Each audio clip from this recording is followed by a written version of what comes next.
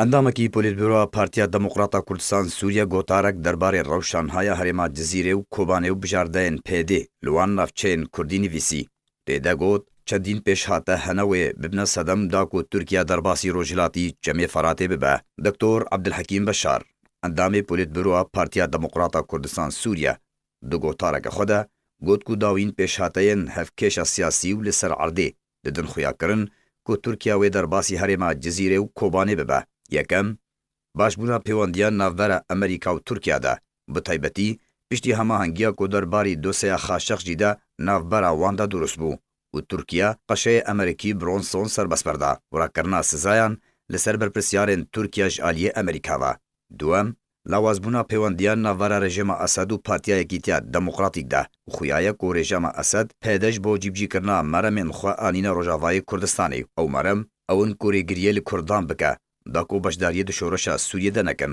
هەروەها ji بۆ دروستکردنا شەرێکی کوردی عەرەبی سیەم بریارە ئەمریکا بتەرخانکردنا 12 ملیۆن دۆلار ji بۆ دیارکردنا جێ سێ سەرکردەیەن پەکەکە نامەیەک وش بۆ پێدا داکو ji wan re bêje ku PKK di lîsteya terorê de ye li ba Amerîka û welatên Yekîtiya Ewropayê pêwîst e pêde ji PKK were cuda kirin.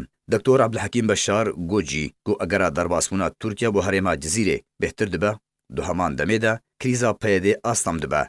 Ew jî ji ber ku PYD tu îstratîjiya wê nîne û ji ber ku PYD bê karnameya rûlî çendîn arasteyan kir.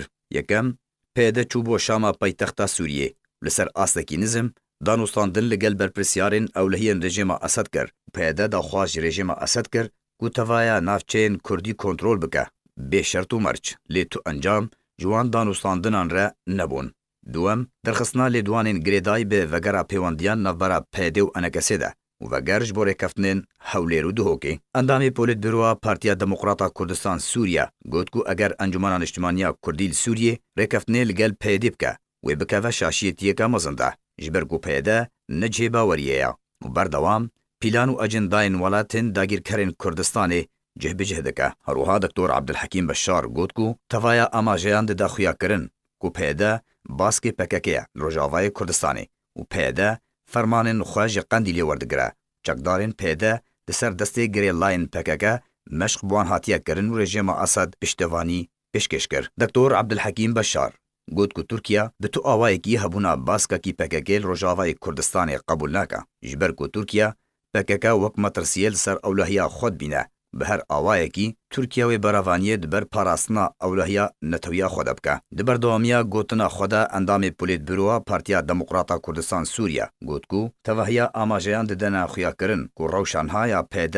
asta me û rêkeftina Amerîka li gel PYD bi tenê ewa ku çekdarên PYD li gel wê şerê Daişê dikin. Amerîka beravaniyê di ber PYD de nake eger Tirkiye êrişî PYD bike. Di gotara xwe de Dr. Abdulhekîm Beşar amaje bi bijardeya PYD kir û got bijardeya herî serekaya PYD ew e ku peywendiyên xwe li gel Qendîlê bibira ew birîna peywendiyan bibe rastiyek li ser erdê. Herwiha endamê Polîtbîroya Partiya Demokrata Kurdistan Sûriya got ku eger PYD peywendiyên xwe li gel PKK bibira wê demê erkel ser PYD guhartinê di nava rêzên xwe de bike û ew guhartin derencamên birîna peywendiyan li gel PKK wê bi vî rengî be. Tekezbûn li ser daxwazên PYD wek partiyeka Sûrî nek partiyeka xwedan peywendiyên guman lê kirî dûrkirin û derxistina tevaya çekdarên biyanî di nava rêxistinên PYD de û rêgirî li encamdana çalakiyan ji derveyî navçeyên dibin destê wan de.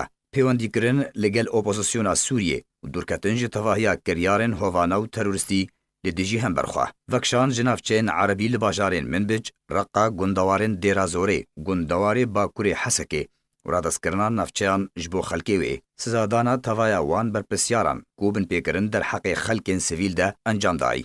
Rawestandina tevaya binpêkirinan derheqê aliyên Kurdî de li Rojavayê Kurdistanê û rêdan bi vekirina ofîsan û nihiştina leşkeriya neçar û guhartina rêbazên xwendinê yên îdeolojikî çendîn binpêkirinên cuda cuda. Avakirina rêveberiyeke nû bi hamahengî li gel Encumena Niştimaniya Kurd li Sûriyê û Hevpeymaniya Niştimanî ya opozisyona Sûriyê ji bo birêvebirina navçeyên Erebî yên nedibin destê rejîma Esed de herwiha navçeyên Kurdî. Dê dawiyê de endamê Polîtbîroya Partiya Demokrata Kurdistan Sûriya got ku eger PYD pabendî bi van mercan bike wê demê matirsiya gef û êrişê li ser Rojavayê Kurdistanê namînin û zemîneke baş ji bo vekirnar û peleke nû dê durust bibe. Lê eger PYD di siyasetên xwe de berdewam bike, wê demê PYD berpirsiyara ber tevahiya derencaman de ku Rojavayê Kurdistanê wê durust bibin.